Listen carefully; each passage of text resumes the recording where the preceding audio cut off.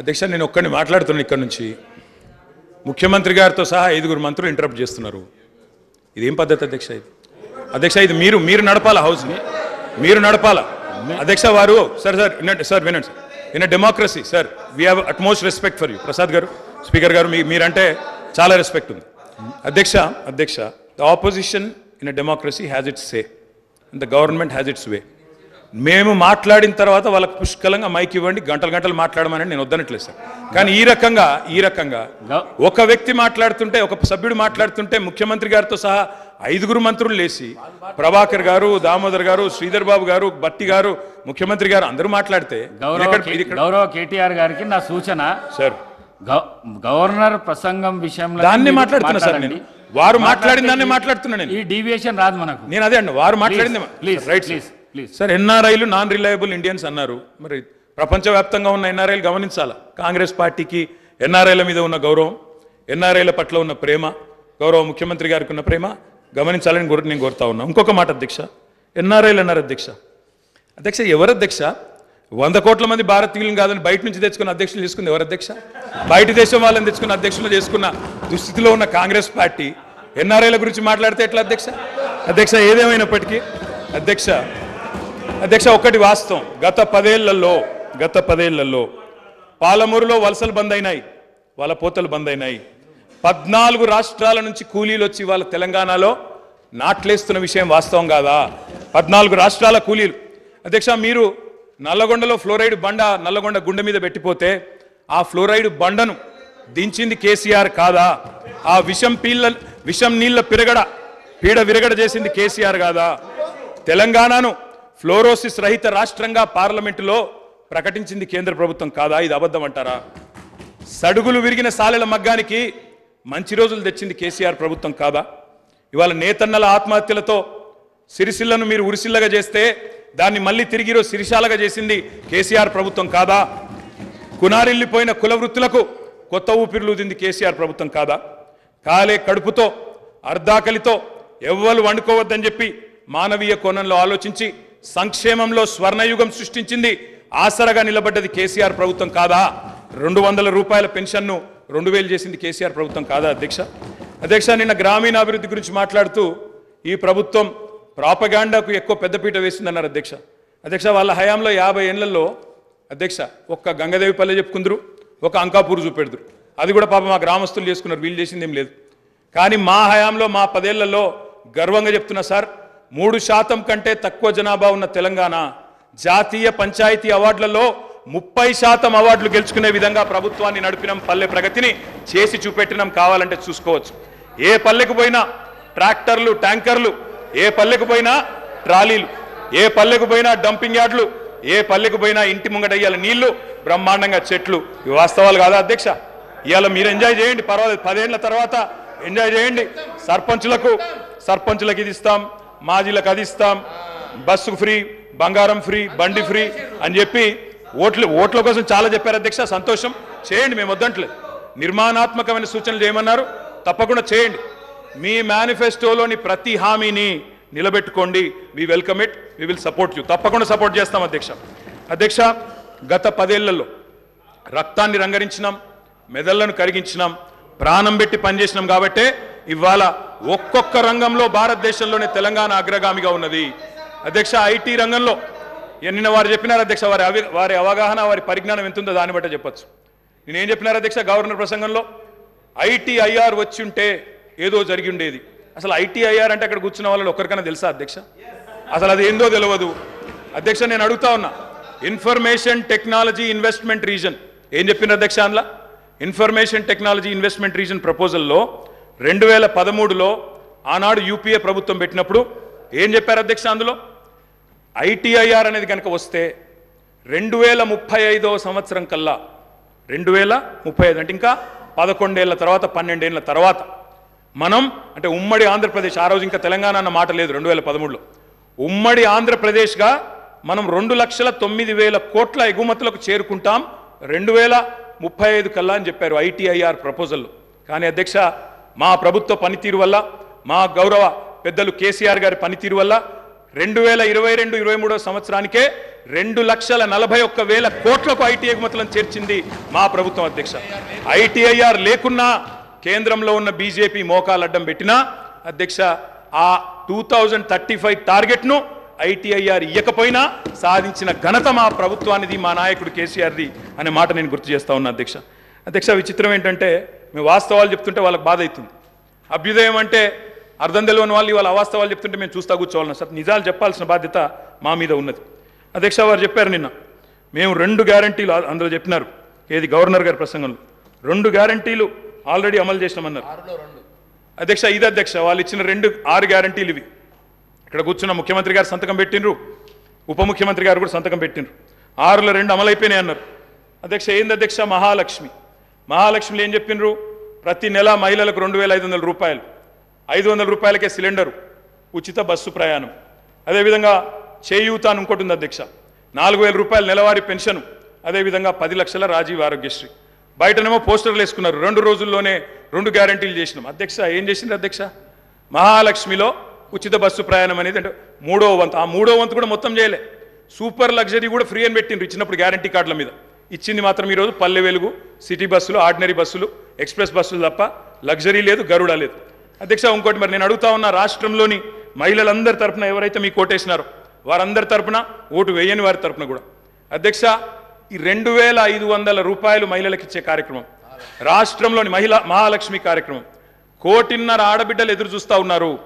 1.5 కోటి మంది ఆడబిడ్డలు ఎదురు చూస్తూ ఉన్నారు. మా ఖాతాల్లో 2,500 రూపాయలు ఎప్పటి నుంచి పడతాయి? 100 రోజుల్లో పూర్తి చేస్తామన్నారు. మార్చి 17 మీకు కౌంట్ డౌన్ స్టార్ట్ అయింది. డిసెంబర్ 7 స్టార్ట్ అయింది. మార్చి 17కు 100 రోజులు నిండుతుంది. ఆ 100 రోజుల లోపల 1.5 కోటి మంది మహిళల ఖాతాల్లో 2,500 వేస్తారా అయ్యారా? 90 లక్షల తెల్ల కార్డులు ఉన్నాయి. 90 లక్షల తెల్ల కార్డులకు మరి సిలిండర్ ఇస్తారా అయ్యారా? చూస్తాం అధ్యక్ష. ఇస్తే స్వాగతిస్తాం, తప్పకుండా ఇస్తే వి వెల్కమ్ ఇట్. ఇవ్వాలనే కోరుతున్నాం, తప్పకుండా ఇవ్వాలని కోరుతున్నాం అధ్యక్ష. ఇక్కడ చెప్పారు I'm not yielding sir, I'm not yielding sir. చేయూత కింద చెప్పారు అధ్యక్ష, 4,000 రూపాయలు ఇస్తామన్నారు నెలకు. డిసెంబర్ 9 నుంచే స్టార్ట్ చేస్తా అని రేవంత్ రెడ్డి గారు స్వయంగా చెప్పినారు. నేను వారిని ఇంకా రేవంత్ రెడ్డి గారే అంటున్నాను. కల్వకుంట్ల చంద్రశేఖర్ రావు అనే ఏకవచనంతో ఆయన మాట్లాడినా నేను రేవంత్ రెడ్డి గారని అంటే అధ్యక్ష. ఎందుకంటే మాకు ఆ ఇంగితం ఉంది, ఆ సంస్కారం ఉంది. ఎందుకంటే ముఖ్యమంత్రి అనే పదవి వ్యక్తిది కాదు అధ్యక్ష. నేను అందుకే అంటా ఉన్నా అధ్యక్ష, సంస్కారం అనేది రావాలి అధ్యక్ష, స్వతహాగా నేర్పితే రాదు అధ్యక్ష. ఇంకో మాట చెప్తా ఉన్నా అధ్యక్ష, 2 గ్యారంటీలు 10 లక్షల ఆరోగ్యశ్రీ. ఇక్కడ హరీష్ రావు గారు ఉన్నారు అధ్యక్ష. హరీష్ రావు గారు వైద్య ఆరోగ్య శాఖ మంత్రిగా ఉన్నప్పుడే 10 లక్షల ఆరోగ్యశ్రీ మేము అమలు చేసి సంవత్సరం దాటిపోయింది సార్. అది వారికి తెలియదన్న విషయం తెలియదు, తెలుసుకునే ప్రయత్నం చేయరు, అవగాహన లేదు, అనుభవం లేదు, ఇక నడుస్తూ ఉంది అధ్యక్ష. ఢిల్లీ నుంచి నామినేట్ అయి వస్తే గట్లే ఉంటుంది అధ్యక్ష. 2 గ్యారంటీలు అమలు చేసినాం అనేది అచ్చు తప్పు. 2 గ్యారంటీల్లో మీరు అమలు చేసింది పావలా వంతు కూడా కాదు. ఇది ప్రజలను మభ్యపెట్టడమే, బుకాయించడమే తప్ప ఇంకోటి కాదు. ప్రజావాణి ప్రారంభించినాం. ప్రజావాణి కొత్తగా ప్రారంభించేది ఏంటి అధ్యక్ష? ఎప్పటి నుంచో ఉన్నది, ప్రతి మండే కలెక్టర్ ఆఫీసులో నడుస్తూనే ఉంది. మీరు ప్రారంభించిందే ఉంది. ఇనుప కంచెలు తీసేసినాం. నేను అడుగుతా ఉన్నా అధ్యక్ష, ఇనుప కంచెలు ఎవరేసినారు అధ్యక్ష? ఇనుప కంచెలు ఎవరేసినారు? 2012లో వేసిందే కాంగ్రెస్ ప్రభుత్వం, కిరణ్ కుమార్ రెడ్డి నాయకత్వం. వాళ్ళు వేసిన కంచెలు వాళ్ళే తీసి ఆ ఇల్లును బట్టన్న కప్పచెప్పి ఇప్పుడు అక్కడ ముఖ్యమంత్రి ఉంటలేరు కాబట్టి సహజంగా అక్కడ సెక్యూరిటీ అవసరం లేదని సెక్యూరిటీ తీసేసి దానికి మేమేదో గోడలు బద్దలు కొట్టినాం, కంచెలు తీసేసినాం అధ్యక్ష. ఈ బిల్డప్లు ప్రజలు నమ్మరు అధ్యక్ష. 2012లో వాళ్ళే కంచెలేసి 2023లో వాళ్ళే తీసి ఏదో చేసినాం అంటే ప్రజలంతా పిచ్చివాళ్ళు కాదు అధ్యక్ష, అన్ని గమనిస్తూ ఉన్నారు అధ్యక్ష. నేను ఒకటే అంటా ఉన్నా అధ్యక్ష, వారు ఎన్ని చెప్పినారంటే అధ్యక్ష మాటలు.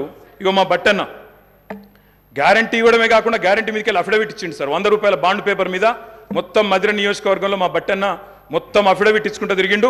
ప్రజలు నమ్మతలేరో నమ్ముతారో నమ్మరో అని చెప్పి అఫిడవిట్ ఇచ్చిండు అధ్యక్ష. నో ప్రాబ్లం, తప్పకుండా వారు చేయాలనే కోరుతున్నాం, చేస్తే పూర్తిగా సహకరిస్తామని చెప్పి కూడా తెలియజేస్తా ఉన్నాం. ఇవాళ నాయకుడు రాహుల్ గాంధీ గారు చెప్పారు అధ్యక్ష, మొట్టమొదటి క్యాబినెట్లోనే 6 గ్యారంటీలకు చట్టబద్ధత తెస్తాం, మెగా డిఎస్సి మొట్టమొదటి క్యాబినెట్లోనే ఇస్తాం, 6 నెలల్లో డిఎస్సి పూర్తి చేస్తాం, రిక్రూట్మెంట్ చేస్తాం. మొట్టమొదటి క్యాబినెట్. ఇప్పుడు 3 క్యాబినెట్లు అయినట్టున్నాయి అధ్యక్ష. మరి మొదటి క్యాబినెట్ ఎడవైందో, 6 గ్యారంటీలకు చట్టబద్ధత ఎడవైందో చెప్పాలి అధ్యక్ష. రాహుల్ గాంధీ గారు చెప్పారు ఆదిలాబాద్లో. ఏం చెప్పారు అధ్యక్ష? 24 గంటల్లోనే, ఇది నేను చెప్తలేను అధ్యక్ష, హిందుస్థాన్ టైమ్స్ రాసింది. 24 గంటల్లోనే 2 లక్షల రూపాయల రుణమాఫీ చేస్తాం రైతులకు. ఇది రాహుల్ గాంధీ గారు చెప్పిన మాట నిలబెట్టాలని చెప్పి నేను కోరుతా ఉన్నా. 24 గంటలు కాకపోయినా 24 రోజుల్లోనైనా నిలబెట్టండి అని చెప్పి నేను కోరుతా ఉన్నా. అధ్యక్ష, వారు చెప్పినారు కౌలు రైతులకు బీమా రుణాలు, కౌలు రైతులకు బీమా, కౌలు రైతులు ఎదురు చూస్తున్నారు రాష్ట్రంలో, మరి రుణాలు ఇవ్వమని కోరుతా ఉన్నారు. అధ్యక్ష, ఇది రేవంత్ రెడ్డి గారు చెప్పారు. కేసీఆర్ ఉంటే 5,000 వస్తాయి, కేసీఆర్ ఓడిపోతే 15,000 వస్తాయని చెప్పి డిసెంబర్ 9 నాడు స్వయంగా రేవంత్ రెడ్డి గారు చెప్పారు. ముఖ్యమంత్రి పదవిలో కూర్చున్నారు. మరి వారు డిసెంబర్ 9 దాటిపోయినట్టుంది. ఈరోజు డిసెంబర్ 16 అనుకుంటా. 15,000 ఏడబోయినాయి అని చెప్పి రైతులు అడుగుతా ఉన్నారు. రేవంత్ రెడ్డి గారు మీరు సమాధానం చెప్పేటప్పుడు చెప్పాలని కోరుతా ఉన్నాం. అధ్యక్ష, వారు చెప్పారు బీసీలకు 1,00,000 కోట్లు, బీసీలకు సబ్ ప్లాన్ తెస్తాం, బీసీలకు ఎంబీసీ మంత్రిత్వ శాఖ తెస్తాం, బీసీలకు మేము బ్రహ్మాండంగా 1,00,000 కోట్లు కేటాయిస్తాం, సబ్ ప్లాన్ తెస్తామన్నారు. నిలబెట్టుకోండి, వెల్కమ్ చెప్తాం, తప్పకుండా స్వాగతిస్తాం. మోస్ట్ బ్యాక్వర్డ్ క్లాసెస్కి స్పెషల్ మినిస్ట్రీ పెడతామన్నారు. అధ్యక్ష, బీసీ డిక్లరేషన్లో మోస్ట్ బ్యాక్వర్డ్ క్లాసెస్కి స్పెషల్ మినిస్ట్రీ అన్నారు. ఇప్పటిదాకా కదలికున్నట్టు లేదు. వారికి నేను గుర్తు చేస్తా ఉన్నా. రాష్ట్రంలోని బలహీన వర్గాలు చూస్తూ ఉన్నారు. సమాధానం చెప్పేటప్పుడు చెప్పాలని చెప్పి కూడా నేను కోరుతా ఉన్నా. మైనారిటీలకు sub plan, minority sub plan అన్నారు. బడ్జెట్ సెషన్లోనన్నా తెండి, తప్పకుండా మైనారిటీలకు బీసీలకు సబ్ ప్లాన్ తేవాలా. తేకపోతే తప్పకుండా ప్రధాన ప్రతిపక్షంగా మైనారిటీల తరపున బీసీల తరపున గొంతు విప్పుతామని చెప్పి కూడా నేను తెలియజేస్తా ఉన్నా. అధ్యక్ష, ఆటో డ్రైవర్లకు నెలకు 1,200 ఇస్తాం, బోర్డు పెడతామని చెప్పి రాహుల్ గాంధీ గారు చెప్పారు. తప్పకుండా నిలబెట్టాలా. 7 లక్షల మంది ఆటో డ్రైవర్లకు ఇస్తామన్నారు. నిలబెట్టుకోవాలని చెప్పి నేను కోరుతా ఉన్నా. రాష్ట్రంలోని తమ్ముళ్ళు ఎదురు చూస్తూ ఉన్నారు. మొదటి కేబినెట్లో మెగా డిఎస్సి అన్నారు, అతి లేదు గతి లేదు.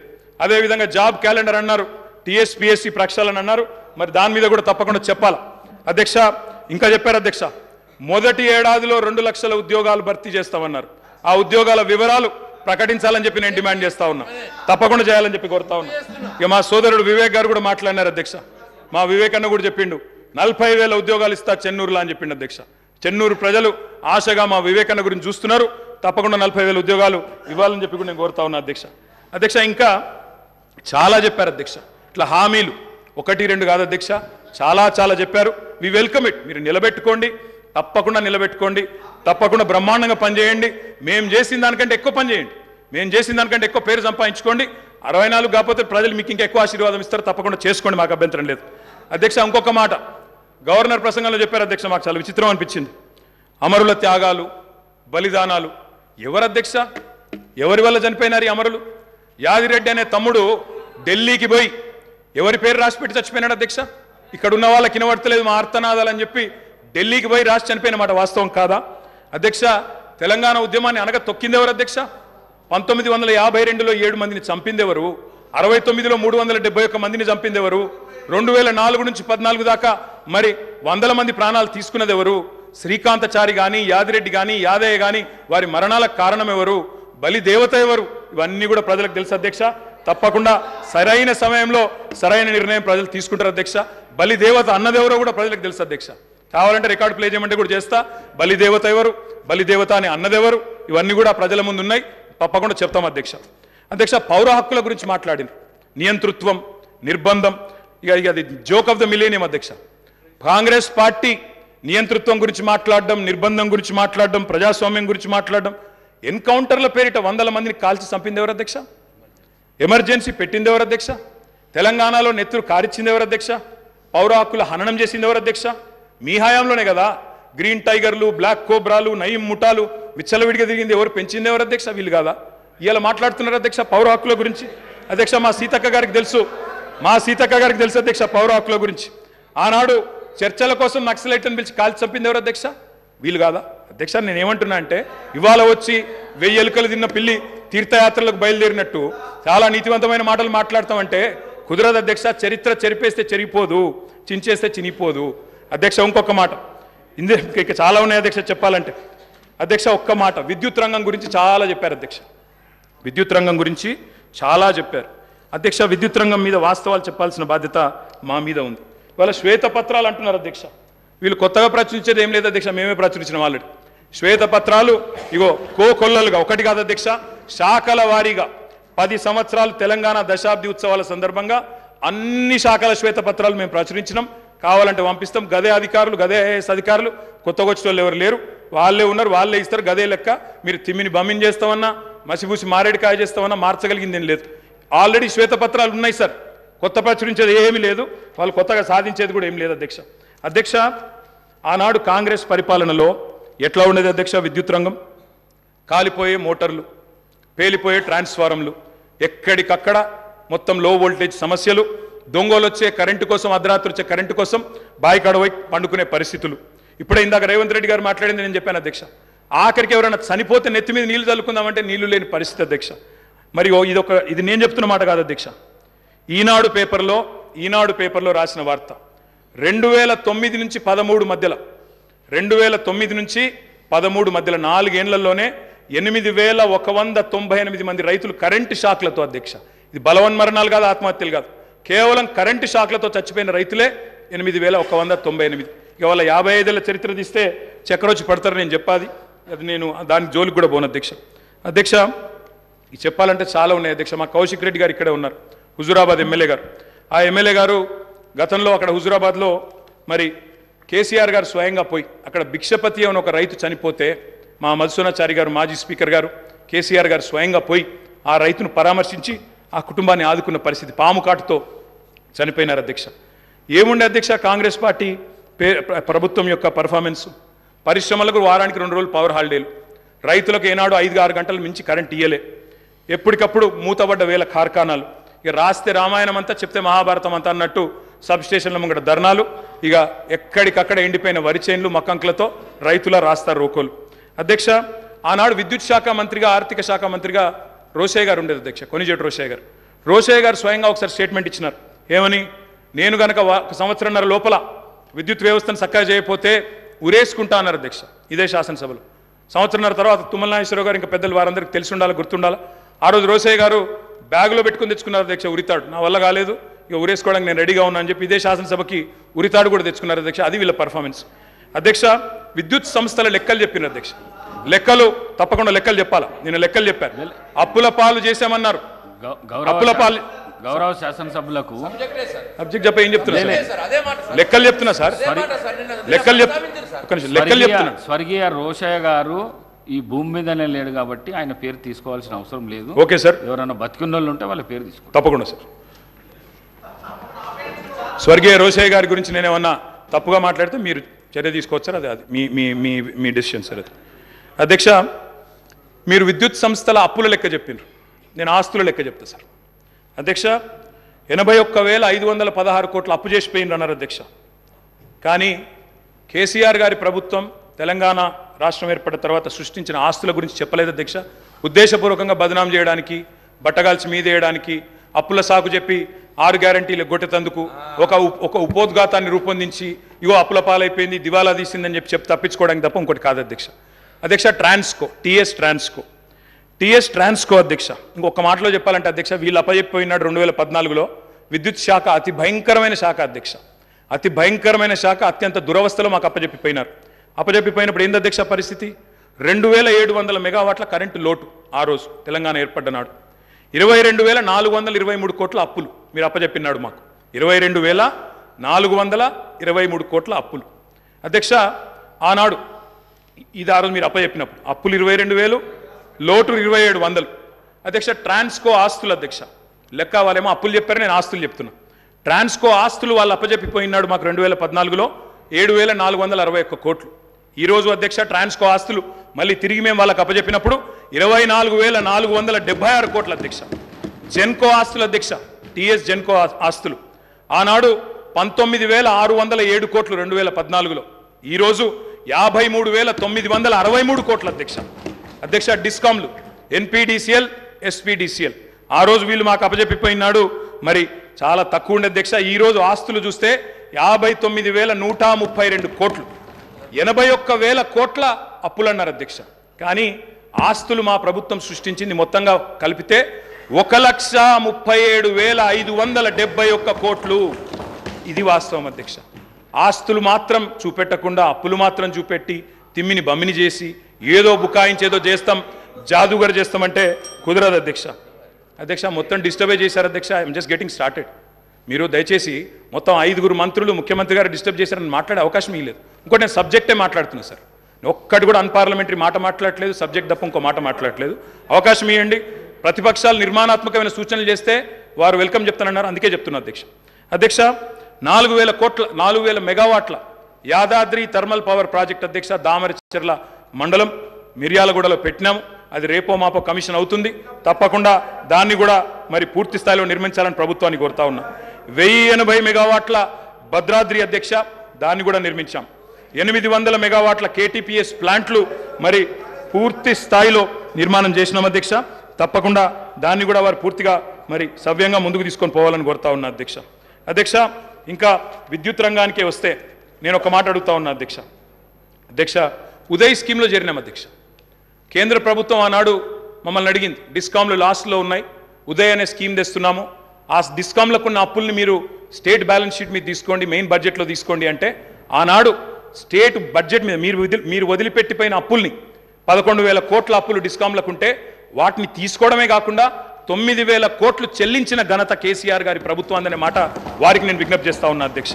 అధ్యక్ష ఇంకొక మాట, ఇక్కడ విద్యుత్ శాఖ మంత్రి గారు లేరనుకుంటాను అధ్యక్ష, ముఖ్యమంత్రి గారి దగ్గరే ఉందేమో, బట్టి గారి దగ్గర ఉన్నట్టుంది అధ్యక్ష. బట్టి అన్న కూడా వినాలా అధ్యక్ష. విద్యుత్ సంస్థలు విద్యుత్ ఉత్పత్తి కేంద్రాలకు ఒక ప్రత్యేకత ఉంటుంది అధ్యక్ష. సెల్ఫ్ హైపాతికేషన్ ఉంటుంది అధ్యక్ష. సెల్ఫ్ హైపాతికేషన్ అంటే ఏంది అధ్యక్ష? అంటే ఆస్తుల నిర్మాణం జరుగుతూ ఉంది కాబట్టి ఒక అప్పు తీసుకొచ్చి PFC ద్వారానో REC ద్వారానో దబ్బను ఒకవేళ అప్పు కట్టకపోతే ఆ విద్యుత్ కేంద్రాన్ని పూర్తిగా ఓనర్షిప్ తీసుకొని అమ్మేసి కావాలంటే అప్పును పూడ్చుకునే శక్తి ఉంటుంది అధ్యక్ష. అంటే ఆస్తి సృష్టిస్తే అప్పు కట్టడానికి పరపతి ఉంటుందనే ఉద్దేశంతో దాన్ని సెల్ఫ్ హైపాతికేషన్ అంటారు. అక్కడ గవర్నమెంట్ ఇచ్చేది కేవలం గ్యారంటీ మాత్రమే బట్టన్న, మీరే ఫైనాన్స్ మినిస్టర్ కూడా. కాబట్టి దాన్ని ఏదో 81,000 కోట్ల అప్పు అని చెప్పి ఇవాళ ఆ గృహజ్యోతి అనే కార్యక్రమం నుంచి మీరు ఏదో ఎగ్గొట్టడానికి తప్పుకునేటట్టు ప్రయత్నం చేస్తున్నట్టు కనబడుతుంది తప్ప ఇంకోటి కాదు. దయచేసి మహిళలకు ఇచ్చిన మాట, రాష్ట్రంలోని మధ్యతరగతి కుటుంబాలకు ఇచ్చిన మాట 200 యూనిట్లు ఫ్రీగా ఇస్తామని నిలబెట్టుకోండి. అప్పుల కంటే ఆస్తులు ఎక్కువ ఉన్నాయి. 1,37,571 కోట్ల ఆస్తులు సృష్టించి మీకు అప్పచెప్పాం, సవ్యంగా నడపండి అని చెప్పి కూడా నేను విజ్ఞప్తి చేస్తా ఉన్నాను అధ్యక్ష. నేను ఇంకొక మాట అడుగుతా ఉన్నా అధ్యక్ష. విద్యుత్ ప్లాంట్లు కట్టడం తప్ప అధ్యక్ష? 2,700 మెగావాట్ల లోటుతో మీరు అప్పచెప్పిపోతే వాటిని అలా పెంచి బ్రహ్మాండంగా 19,000 మెగావాట్లకు చేర్చడం మేము చేసిన తప్ప? 7,700 మెగావాట్ల నుంచి 19,000 మెగావాట్ల సామర్థ్యాన్ని పెంచడం తప్ప? ఇవాళ రాబోయే సంవత్సరంలో మీరే ఎంజాయ్ చేస్తారు. 25,000 మెగావాట్లకి ఆ కెపాసిటీ పెరగబోతా ఉంది. రాష్ట్రంలో విద్యుత్ వినియోగం ఎంత పెరిగినా మీరే కదా రేపటి రోజున ప్రభుత్వాన్ని నడిపేది. వచ్చే సంవత్సరంలో కూడా తప్పకుండా మీకే ఆ వెసులుబాటు ఉంటుంది. Government is a permanent institution అధ్యక్ష. కాబట్టి ఆ విషయంలో బేసిజాలు అవసరం లేదు. మరి మీరు కొంత చేసినారు, మేము ఇంకా బాగా చేసినాం. 7,700 నుంచి 25,000 మెగావాట్లకు తీసుకొని పోయినాం. అభినందించండి. నిజంగా మేము గతంలో రాజశేఖర రెడ్డి గారిని, చంద్రబాబు నాయుడు గారిని, గతంలో పనిచేసిన ముఖ్యమంత్రుల్ని, మా ముఖ్యమంత్రి గారు స్వయంగా ఆనాడు అక్కడ కూర్చున్నప్పుడు లేచి మరీ అభినందించినారు. గతంలో పనిచేసిన వాళ్ళు కూడా బాగా పనిచేశారు, మేము కూడా ట్రై చేస్తామని చెప్పాం తప్ప ఎవరూ ఏం చేయలేదన్న మాట ఎన్నడూ చెప్పలేదు అధ్యక్ష. అధ్యక్ష ఒక ఛాలెంజ్గా తీసుకున్నాం అధ్యక్ష, విద్యుత్ సంస్థల్ని నడపడం, రాష్ట్ర ప్రజలకు నాణ్యమైన విద్యుత్ ఇవ్వడం అనేది. మేము వచ్చినాడు నార్త్ సౌత్ లింక్ కారిడార్ లేదు, పక్క రాష్ట్రం PPL రద్దు చేసుకుంది, లోవర్ సీలేర్ ప్లాంట్ గుంజుకున్నారు, విభజన చట్టం ప్రకారం ఇవ్వడానికి ఒప్పుకోలేదు. ఇవన్నీ ఉండగా ఆనాడు ఇవాళ మేము చేసిన కృషి వల్ల మరి తలసరి విద్యుత్ వినియోగంలో ఆనాడు 2014లో 1,196 యూనిట్లుంటే ఈరోజు 2,349 యూనిట్లు, highest in the country per capita consumption of power, number 1 Telangana అధ్యక్ష. విద్యుత్ వినియోగం అనేది మన డెవలప్మెంట్ కూడా ఒక కొలమానం అధ్యక్ష. దాన్ని కూడా ప్రభుత్వం అర్థం చేసుకోవాలని నేను కోరుతా ఉన్నాను అధ్యక్ష. ఆనాడు రాష్ట్ర పీక్ డిమాండ్ వాళ్ళు ఉన్ననాడు పీక్ డిమాండ్ వాజ్ 5,661 మెగావాట్స్ అధ్యక్ష. మేము దిగిపోయే నాటికి 15,497 మెగావాట్లకి పీక్ డిమాండ్ పెరిగింది. ఉమ్మడి రాష్ట్రం కంటే మరి పీక్ డిమాండ్ పెరిగింది. వ్యవసాయ మోటార్ కనెక్షన్ల అధ్యక్ష, వ్యవసాయ స్థిరీకరణ చేసినాం కాబట్టే, చెరువులు బాగా చేసినాం, భూగర్భ జలాలు పెంచినాం కాబట్టే, రైతులకు వ్యవసాయాన్ని పండుగ చేసినాం కాబట్టే, వాళ్ళు ఇచ్చిపోయినాడు ఆనాడు 19 లక్షల పంప్ సెట్లుంటే, వ్యవసాయ పంప్ సెట్లుంటే, మా ప్రభుత్వంలో అధ్యక్ష అవి 28 లక్షల పంప్ సెట్లు అయినాయి అధ్యక్ష. ఒక్క రైతులకు విద్యుత్ ఇవ్వడానికి ఉచితంగా 24 గంటల ఉచిత విద్యుత్ ఇవ్వడానికి అధ్యక్ష మేము ఖర్చు పెట్టింది సంవత్సరానికి 1,000 కోట్ల రూపాయలు అధ్యక్ష. మొత్తంగా చూసినట్టయితే అధ్యక్ష 12,000 కోట్ల అధ్యక్ష. సంవత్సరానికి 1,000 కోట్లు, 10 ఏళ్లలో దాదాపు 12,000 కోట్లు ఖర్చు పెట్టినాం అధ్యక్ష. సంవత్సరానికి 10,000 కోట్లు మన్నించాలి అధ్యక్ష. విద్యుత్ ఉత్పత్తి సరఫరా వ్యవస్థను మెరుగుపరచడానికి, అస్తవ్యస్తంగా ఉన్న డిస్ప్రపోర్షనేట్గా ఉన్న డిస్ట్రిబ్యూషన్ చక్కగా చేయడానికి మేము పెట్టిన ఖర్చు అధ్యక్ష 98,726 కోట్లు అధ్యక్ష. మాటలతో, ఊకదంపుడు ఉపన్యాసాలతో, ఎటుబడితే అటు గావు కేకలతో విద్యుత్ సంస్థలను సరిచేయలేము అధ్యక్ష. పెట్టుబడి పెట్టాలి. పెట్టుబడి ఉత్పాదక రంగంలో పెడితే దాన్ని పెట్టుబడిగా చూడాలి తప్ప అప్పు అని మాట్లాడడం అనేది శుద్ధ తప్పు అధ్యక్ష. అధ్యక్ష మేము ఇంకొక లెక్క చెప్పాలి అధ్యక్ష. వారు మాకు అప్పజెప్పిపోయిన నాడు ఉన్న 400 kV సబ్స్టేషన్లు తెలంగాణలో 6, ఈరోజు 28 అధ్యక్ష. మేము 2014లో బాధ్యతలు చేపట్టిన నాడు 220 kV సబ్స్టేషన్లు 51, మేము కట్టింది 10 ఏళ్లలో మరొక 52, మొత్తం కలిపి ఈరోజు 103 220 kV సబ్స్టేషన్లు. 132 kV సబ్స్టేషన్లు నాడు 176, ఈరోజు 252. 33/11 kV సబ్స్టేషన్లు ఆనాడు 2138, ఈరోజు 3221. కరెంటు లైన్లు ఆనాడు హై టెన్షన్ లైన్లు తీసుకుంటే అధ్యక్ష 2014లో 16,379 కిలోమీటర్లు, ఈరోజు మేము దిగిపోయే నాటికి 28,446 కిలోమీటర్లు. లో టెన్షన్ లైన్లు ఆనాడు 4,89,000 కిలోమీటర్లు ఉంటే మేము దిగిపోయే నాటికి 6,52,000 కిలోమీటర్లు. మరి మేము పని చేసినామా లేదా? ఈ ఆస్తులు శాశ్వతంగా తెలంగాణకు దక్కుతాయా లేదా? మీరే ఆలోచించాలా, చూసే ప్రజలే ఆలోచించాలని చెప్పి నేను కోరుతా ఉన్నాను అధ్యక్ష. రైతు పొలం ఎండిపోకూడదు అనే ఒక కమిట్మెంట్తో ఆనాడు కేసీఆర్ గారు పడ్డ తపన అధ్యక్ష. ఓపెన్ మార్కెట్లో, ఎందుకంటే 2,700 మెగావాట్ల లోటుతో ప్రారంభమైంది మా ప్రయాణం, అందుకే ఓపెన్ మార్కెట్కి పోయినాం. ఎంత ఖర్చైనా వెరవకుండా రైతు పొలం ఎండనీయకుండా 10 ఏళ్ళు నడిపినాం అధ్యక్ష. ఒక్క సంవత్సరం కూడా క్రాప్ హాలిడే ఇవ్వకుండా నడిపిన ఘనత గౌరవ పెద్దలు కేసీఆర్ గారికి దక్కుతుంది అధ్యక్ష. అధ్యక్ష, విదేశీ బొగ్గు దిగుమతితో ఎన్టీపీసీ లాంటి ఇతర సంస్థల కరెంట్ రేట్లు విపరీతంగా పెరిగినాయి అధ్యక్ష. పెరిగిన తర్వాత కూడా మరి వాళ్ళు మా మీద అదనపు భారం మోపినారు. 12,718 కోట్ల ట్రూ అప్ ఛార్జీలు మా మీద వేయబోతే ఆ ట్రూ అప్ ఛార్జీలు కూడా వినియోగదారుల మీద, రైతుల మీద, మహిళల మీద, గృహాల మీద వేయకుండా మొత్తం కూడా భరించింది ఆనాడు తెలంగాణ ప్రభుత్వం అధ్యక్ష. 12,718 కోట్ల అదనపు భారాన్ని కూడా మోసినాం. ఇవాళ అప్పులు మాత్రమే చెప్పి ఆస్తుల గురించి చెప్పకుండా తప్పించుకుంటామంటే కుదరదు అధ్యక్ష. నేను అడుగుతా ఉన్నా అధ్యక్ష, ఈ ప్రభుత్వాన్ని మాకు దృఢమైన చిత్తం ఉంది. మోటార్లకు మీటర్లు పెట్టం అని తెగేసి చెప్పినాం. అదనంగా 25-30 వేల కోట్లు నష్టం వస్తున్నా తెగేసి గట్టిగా నిలబడ్డం, రైతులకు అన్యాయం చేయమని చెప్పినాం. ఈ ప్రభుత్వం ఆ మాట మీద నిలబెడుతుందా లేదా మోటార్లకు మీటర్లు పెడుతుందా చెప్పాలని చెప్పి కూడా నేను గౌరవ ముఖ్యమంత్రి గారిని కోరుతా ఉన్నా.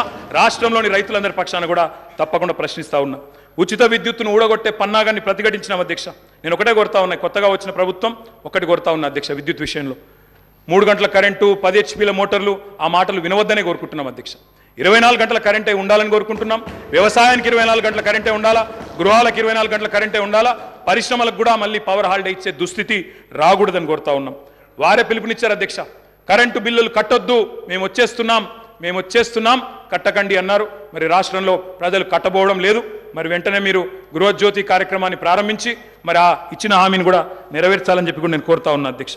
వ్యవసాయం విషయానికి వస్తే అధ్యక్ష, ఆనాడు మీకు తెలుసు అధ్యక్ష, ఎండిన చెరువులు, ప్రాజెక్టులు కట్టలేదు, రకరకాల అవస్థలు. ఒక్కొక్క ప్రాజెక్టు SRSP కానీ అప్పర్ మానేరు, నా కాన్స్టిట్యున్సీ అధ్యక్ష, అప్పర్ మానేరు అధ్యక్ష 12 ఏళ్ళకు ఒకసారి నిండేది. కుడెల్లి వాగులో, మంజీరాలో నీళ్ళే వచ్చేది కాదు అధ్యక్ష. ఆనాడు ఎన్నడూ ప్రాజెక్టుల విషయంలో పెద్దగా పట్టించుకోలేదు అధ్యక్ష. మరి ఇక నేను మళ్ళీ ఎక్కువ మాట్లాడితే ఎక్కువ మాట్లాడినాను అంటారు అధ్యక్ష, నేను దాని జోలికి పోను. ఆ రోజు కాంగ్రెస్ పరిపాలనలో పరిస్థితి ఏంటంటే అధ్యక్ష, కొంతమంది రైతులది వాళ్ళ ఇంటి పేరే ఆఖరికి వ్యవసాయంలో వచ్చిన ఛాలెంజ్ల వల్ల వాళ్ళ ఇంటి పేర్లే మారిపోయిన పరిస్థితి. నల్గొండ పక్కకు మూషంపల్లి అని ఒక ఊరు ఉంటుంది అధ్యక్ష. ఆ ఊరిలో రామరెడ్డి గారు అని ఒక పెద్ద మనిషి, పాపం ఆయన 54 బోర్లు వడక ఆఖరికి ఆయన ఊళ్ళో ఆయన పెట్టిన పేరే బోర్ల రామరెడ్డి. బొక్కబోర్ల పడ్డ రామరెడ్డి, బొక్కబోర్ల పడ్డ వ్యవసాయం, బోర్ల రామరెడ్డి ఆయన ఇంటి పేరు అయిపోయింది అధ్యక్ష. అది ఆనాడు పరిస్థితి అధ్యక్ష, చుక్క నీరు రాని పరిస్థితి. అదేవిధంగా అధ్యక్ష, మా శ్రీధర్ బాబు గారికి తెలుసు, ఆయన మంత్రిగా ఉండే ఆనాడు, నేను ఎమ్మెల్యేగా ఉంటే 2009-10లో. ఆ రోజు అధ్యక్ష వెంకటాపూర్ అనే ఊరు, ఎల్లారెడ్డిపేట మండలం, ఒక దళిత రైతు మునిగే ఎల్లయ్య అనే రైతు ఎరువుల కోసం లైన్లో నిలబడి సొమ్మసిల్లిపోయి అక్కడే మూర్ఛ వచ్చి మరణించిన పరిస్థితి. ఇది నేనేం వక్రీకరిస్తలేను, ఏం వేరే చెప్తలేను అధ్యక్ష, ఉన్న వాస్తవాలే చెప్తా ఉన్నా. ఆ రోజు మీరు మంత్రిగా ఉన్నారు అధ్యక్ష. ఇట్లా ఎన్నో ఉన్నాయి అధ్యక్ష. వారి పరిపాలనకి మా పరిపాలనకి తేడా ఏంటంటే అధ్యక్ష, ఒక సంవత్సరం కిందట మా సురభి వాణీదేవి గారు ఎమ్మెల్సీ ఎన్నికల్లో నేను ప్రచారం చేస్తూ ఉంటే అధ్యక్ష, ఒకరోజు కాలేజీల యాజమాన్యాలతో మీటింగ్ పెట్టినప్పుడు అందరు యాజమాన్యాలు వచ్చినారు. వస్తే నేను కొద్దిసేపు ఉపన్యాసం చెప్పి మేము బాగా పనిచేస్తున్నాం, మాకు ఓటేయండి అని చెప్పి పొద్దున బ్రేక్ఫాస్ట్ మీటింగ్, వాళ్ళందరూ చాలా గంభీరంగా ఉన్నారు సార్. గంభీరంగా ఉంటే నాకు అనుమానం వచ్చింది, వీళ్ళు ఓట్లు వేస్తారా లేదా ఏం సంగతి అని చెప్పి అక్కడ పెద్ద మనిషి దగ్గర పోయి అడిగినాను సార్. అయ్యా పెద్ద మనిషి, మరి మీరేం సార్ ఇంత సీరియస్గా ఉన్నారు, ఓటు వేస్తారా లేదా అని అడిగిన. ఆయన అన్నారు, ఒక్క నిమిషం మైక్ ఇస్తారా నాకు అన్నారు. తీసుకోండి అని చెప్పినాను సార్. ఆయన పేరు అధ్యక్ష, ఆ పెద్ద మనిషి పేరు కృష్ణారెడ్డి గారు. మన ఐతవోలోనే ఊరు, మన మహబూబ్ నగర్ జిల్లా, పూర్వ మహబూబ్ నగర్ జిల్లా, ప్రస్తుత నాగర్ కర్నూలు జిల్లా అధ్యక్ష. ఆయన గొప్ప మాట చెప్పినారు అధ్యక్ష. ఆయన ఏమన్నారంటే, నా పేరు కృష్ణారెడ్డి అండి. నేను ఎస్విఎస్ అనే మెడికల్ కాలేజ్ నడుపుతాను మహబూబ్ నగర్ జిల్లాలో. మరి ఒకప్పుడు నా ఊరిలో ఏమయ్యా కృష్ణారెడ్డి నీ చేను ఎక్కడ ఉంది అంటే చెరువు కింద ఉంది అని చెప్పేటోన్ని. కానీ కేసీఆర్ గారి ప్రభుత్వం వచ్చిన తర్వాత నా చేను చెరువు కింద లేదు, నా చేను కిందకే చెరువు వచ్చింది అని ఆ కృష్ణారెడ్డి గారు చెప్పారు అధ్యక్ష. ఇది నేను చెప్పేదేమి అతిశయోక్తి కాదు అధ్యక్ష. కావాలంటే ఆ కృష్ణారెడ్డి గారిని పిలిపించి మీరు కూడా అడగొచ్చు, వారే చెప్తారు.